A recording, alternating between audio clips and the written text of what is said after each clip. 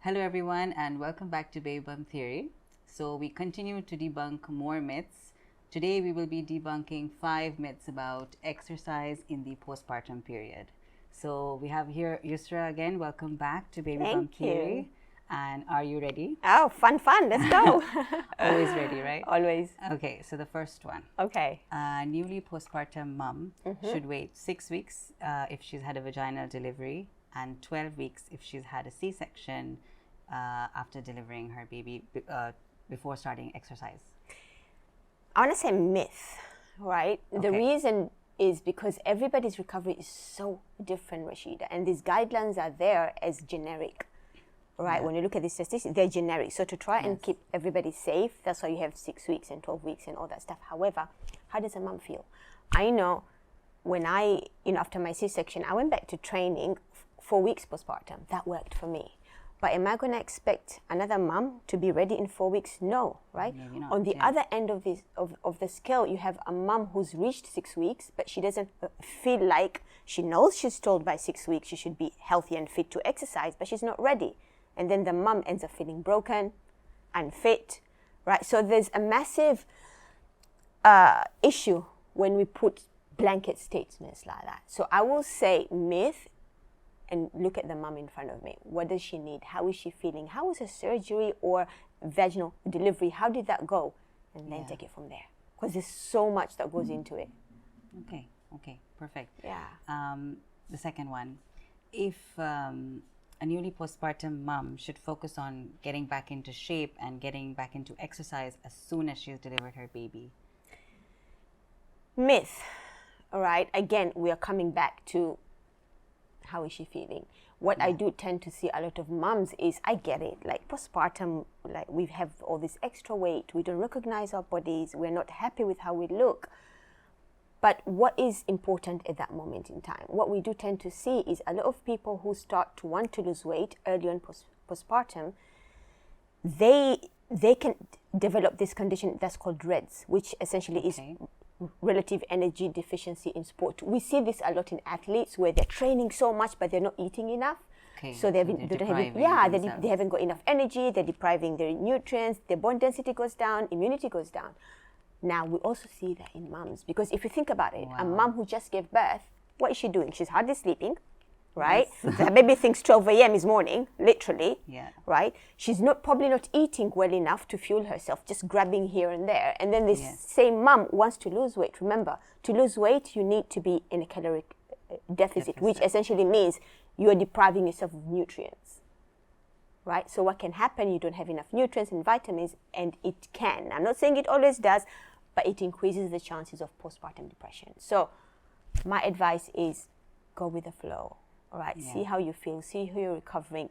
The weight is going to go off at some point anyway, right? So take your time. Take your time. Enjoy the moment, right? Yeah. And of course, you can be healthy. You don't have to not be healthy. You can be healthy, but you don't have to be, so restrictive about it, right? Yeah.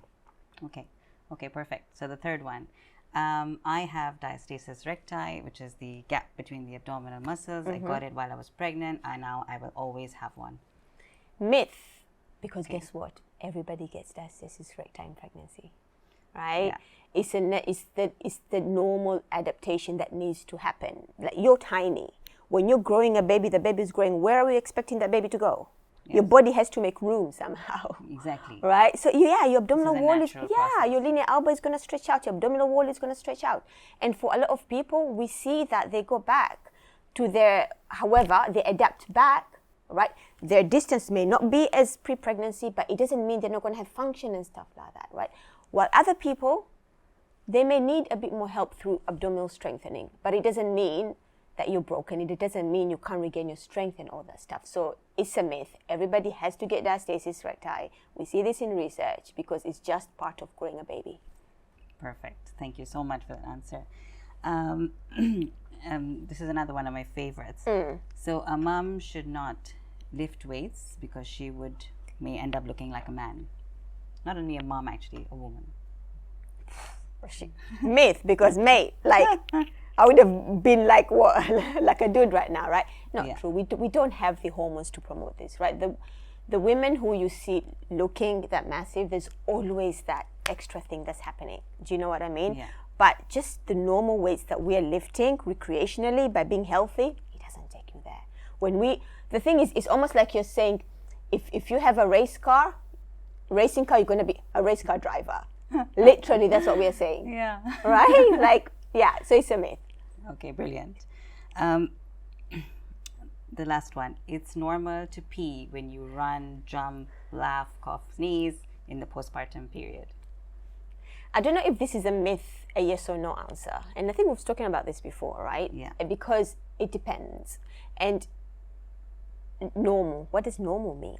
I don't often use the word normal, because once you tell someone, you know what, it's not normal to pee, then you're making that person feel broken. You're making that person feel weak.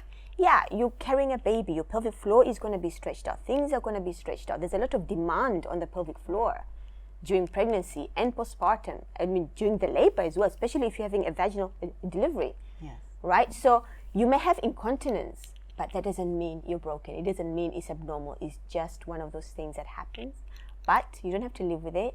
Yes. Right? There's so much stuff we can do. A lot of people tend to think, oh, you know what? I pee now, so I'm going to end up wearing panty liners and stuff like that for the rest of my life. That's not true. Yeah. I work with women with incontinence, and yeah, you can totally manage it and get yourself, you can get yourself to manage the symptoms. Does that make sense? Absolutely. Again, I think it's important that women know that there is the help options, out there. yeah. There are And options again, out it there, comes down to that individualized support, because Yes. what can work for one person may not work for another person. The advice that you're given, go do Kegels, which is so random. Like, she may not need Kegels, she may need other things. The issue may not be in the pelvic floor, it may be elsewhere. Right. Right? So, yeah. Okay. Thank you so much, Thank Yusra. you. Thank you for being here and busting these myths for us. Always a pleasure. I hope those watching, I hope you found this useful. And if you have any questions or concerns about what we've discussed today, do not hesitate to reach out to us or Yusra. Her contact details will be in the comments below. So do not forget to like, share, and subscribe, and help us spread the word out there to other moms. Thank you so much, and see you very soon.